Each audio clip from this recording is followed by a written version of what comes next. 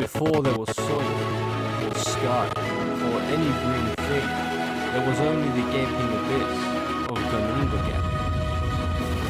This darkness lay between the homeland element of fire, Muspelheim, and the homeland element of ice, Nilfheim. The flames from Muspelheim and the frost from Nilfheim moved ever closer, and they eventually met in the abyss. As the ice began to melt, the droplets themselves formed Ymir, the first of the giant kind. Ymir was capable of reproducing asexually, and as he slept, the sweat from underneath his arms formed two more giants. A third was later born, creating the first family of giants known as the Jotuns. From the ice emerged a cow named Audumbla. Her milk would nourish Ymir and the other giants, and in return the cow would be nourished by blocks of ice. Audumla's lips uncovered Arwing, the first god of the Aesir tribe. Arwing had a son named Thor, who would marry Bessie, the daughter of the giant Bolgrot. They later had three half-god and half-giant children. We know them as Odin, Gil, and Dane. Odin and his brothers were concerned with how quickly the giants would reproduce, as they severely outnumbered the Aesir.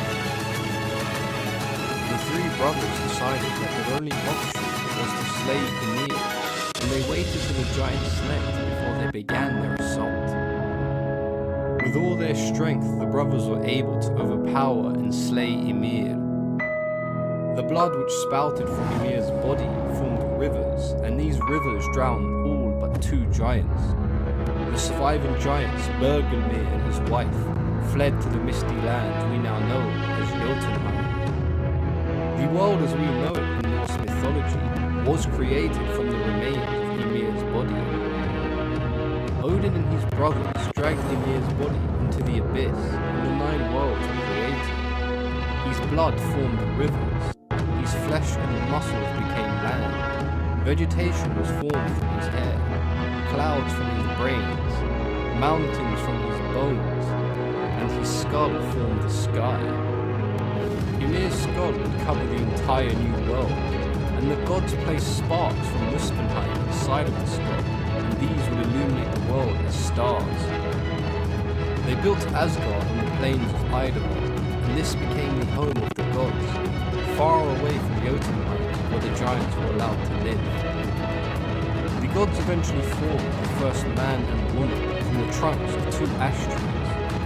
These humans were to live in Midgard, and a fence was built around them to protect them from the giants of Jotunheim. The dwarves were formed when Ymir's body began to rot. The worms which grew out of the remains became dwarves. The gods became worried that Ymir's rotting body caused the sky to fall. They sent 4 dwarves, one in each direction, to hold up the sky. These dwarves were named after the cardinal direction: Nordi for north, Soundly for south, Vesti for west, and Austi for east.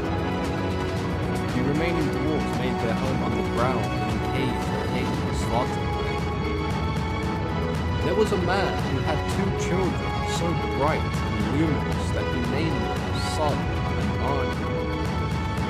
The gods were angered by the man's arrogance, and so they took both children away from him. They placed both of the children in the sky, and they would become the sun and moon. The Norse myth of creation is one that has many conceptual meanings behind it, one of the most prominent being that life comes from death. The world was not created from nothing as it was in the Judeo-Christian myth. Rather than the gods creating the world, they first had to slay Ymir, who in this case represents the primal chaos, as he can reproduce without death or destruction. Ymir's kin, the giants, are constantly attempting to drag the world back into chaotic nothingness, and during the Ragnarok they do succeed in destroying the world. If you've enjoyed this video, then please consider leaving a thumbs up, as it helps promote the video and allows the channel to grow. If there's anything you'd like to discuss or have any ideas for future videos, then please let me know in the comments section. As always, I've been your host, Mythology and Folklore Explained.